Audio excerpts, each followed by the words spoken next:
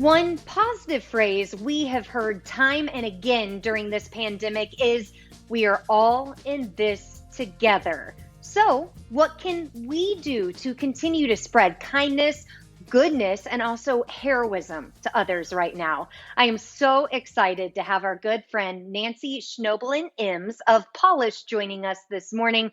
Nancy, you are always so good at giving this advice. So please remind us of a few things that we can and we should be doing at this crazy time. Yes, Laura, it is a crazy time indeed. And I would like to start off. Yes, Americans, we are resilient. We are in this together. We Hmm. are fighting this pandemic, with all of our might. But I want to just segment it a little Hmm. bit to Missourians. Missourians are resilient. We too are stepping up to the plate and showing humanity at its best. So some of the things Hmm. that we can do is first and foremost, look out for our neighbors, especially the elderly. Hmm. Some of them may be living alone and they have nobody to Hmm. talk to. And as we know, by staying at home over these past weeks, it's difficult. It's stir crazy, and some of us are fortunate to have others to talk to. So if the elderly do not have anybody Hmm. to talk to, it's up to us as good neighbors to check in on them. Maybe drop some from home Hmm. baked muffins. Ask if they need groceries. Call them by phone. Do something that makes a difference.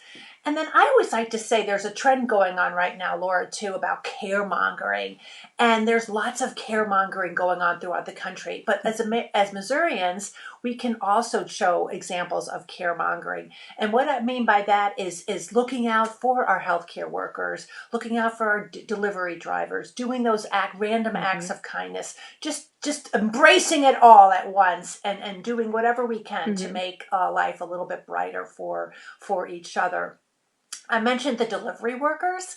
They're Hmm. on the front lines as well. And so when they deliver our food, our groceries, or whatever items that they're delivering to our door, maybe give them an extra tip of gratitude. I think that's always a Hmm. nice little gesture.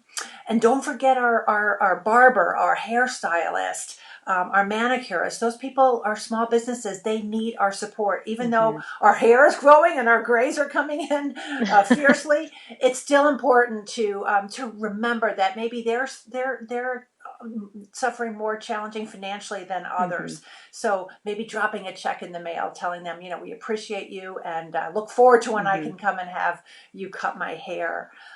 Those are some Hmm. things, but one of the things that I've noticed too, I have a son and daughter-in-law who live in Dallas, and they have a little guy, and they're housebound with him. They Hmm. go on little social distancing walks.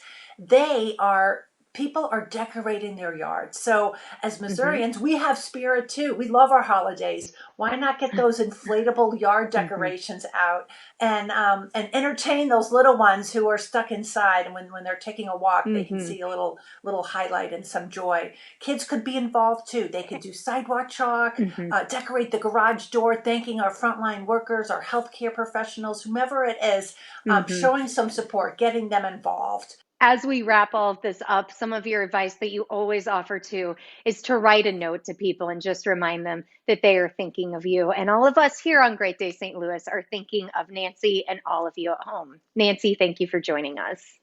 My pleasure, Laura. Take good care.